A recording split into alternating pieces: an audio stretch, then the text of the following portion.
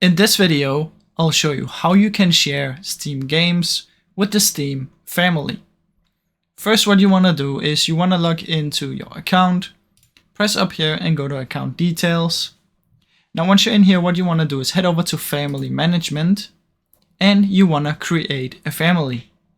Now, you should have the option to create one. I already made one, so you cannot see it, but create a family.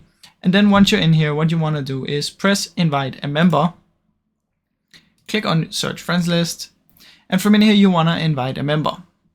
So if we just invite some random one, say this one, you have the option to invite as an adult or as a child.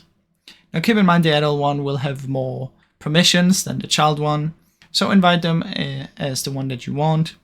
Now once you have invited them, what they need to do is they need to go on their Steam account, click up here, account details, and go to family management.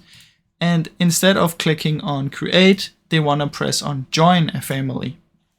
Now once they press join, they should have the option to join your family because you just invited them, and they should be in here.